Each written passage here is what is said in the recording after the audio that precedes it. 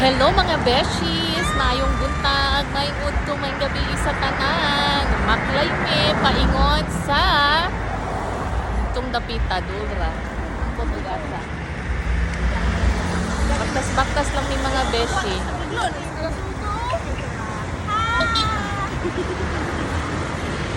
Nagbaktas rami yung tawon sa kadalanan. Ayon. Mitsubishi.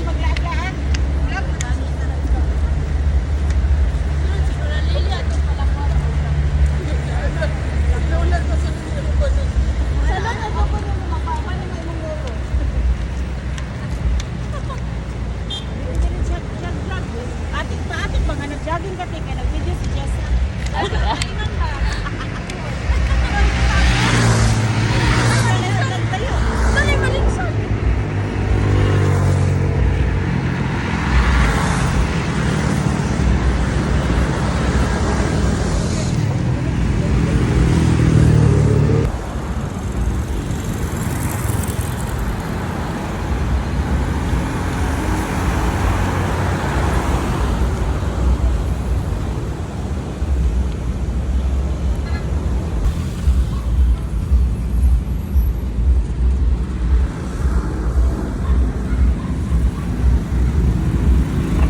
Wait de. Wait, kaya na ay magbuwan, oh.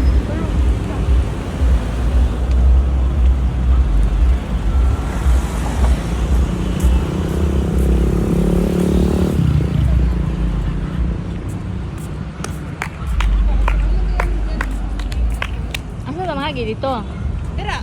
Ah, diri ra? May hagdanan na basta. Diri kabi, okay. Picturean ti kabi. Ito ba? Makitaan ba? Diri. Diri sayang. Diri, kay ngit-ngit. Na. Pakita na. Siyempre, waon jud na siya apil. Tarong diri.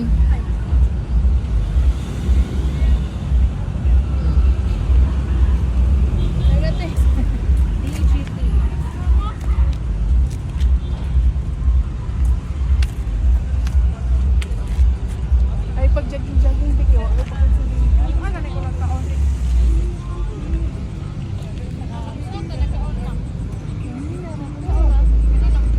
Pag nagkan-anan day diri okay, diri na mo jogging. Malas patro to no. Unsa na oras dita? Ha? Unsa na oras?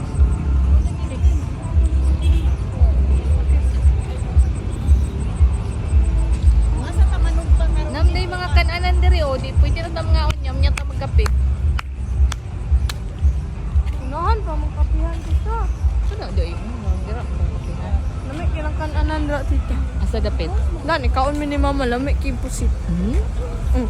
Juicy pa jud kilang As ano in? chicken nga murag inasad.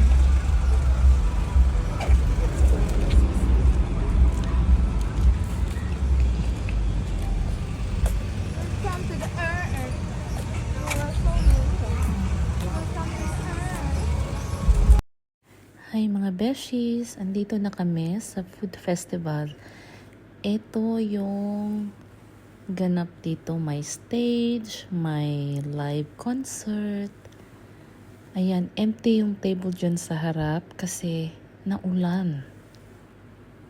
Ayan, maghahanap kami ng mauupuan muna bago kami hahanap kung saan kami i-order. Ayan, si Ma'am Maricel. First time ko dito, na-amaze ako kasi super lapit lang sa bahay. Ayan si Ma'am G. Ayan si Ching at si Jared. Nahirapan kami maghanap ng table kasi occupied siya. Tapos dyan naman sa gitna, di kami pwede kasi umuulan, umaambon. Ayan, hanap pa tayo si Mother Dear. Ayan, makakahanap din tayo.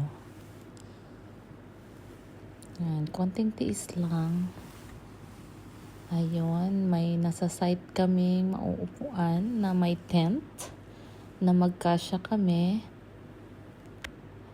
Yan, kasi pag grupo, Medyo mahirapan kayo maghanap ng table kasi occupied siya lahat. Ayan lang yung walang silong, walang tent yung available kaso umaambon naman, hindi pwede. So, dito kami nakahanap ng pwesto medyo malayo sa mga food stalls, food tent.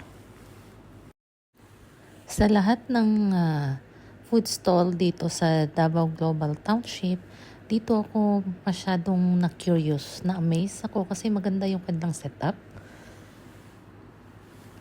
Yan pala yung live band.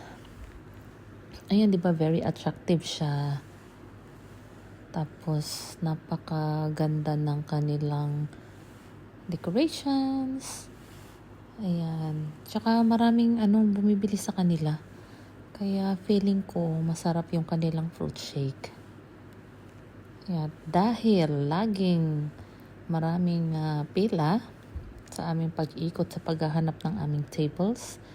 So, makipila na rin tayo. Ayan, very guwapa ang kanilang manga. Ay, mga manga nila.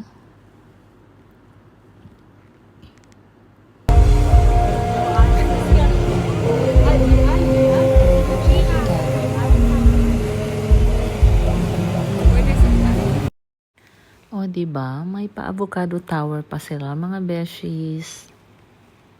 Ito pang isang napakagandang avocado at magandang basket na mangga.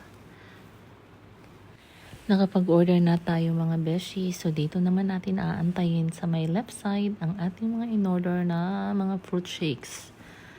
May gustong mango shake, meron din ako avocado shake yung in-order ko. Yan, tayin lang natin. Here we go, si Ching. Waiting for our order. Ayan, may mga empty tables pa siya sa front side kasi umuulan, umaambon. Yung iba nagpaambon-ambon na lang sila, bahala na basta makakain. Ayan, ito palang food shake na tong fresh ko. Meron pa silang second floor. Limited lang yung pwede sa taas. 15 packs ang maximum. For safety na rin, ayan. Nakahanap kami ng pwesto dito sa malapit mga beshi. Pinagdikit namin yung tables, ayan. Tapos na kami kumain mga beshi. Picture-picture muna bago uwi. Ayan, sa mga taga Davao na mahilig kumain, visit na kayo sa Davao Global Township. Ang dami-daming klaseng foods, ang daming food stalls, daming tables. Ayan, marami kayong pagpilian. Don't forget to subscribe sa mga hindi pa nag-subscribe. Thank you for watching. Bye!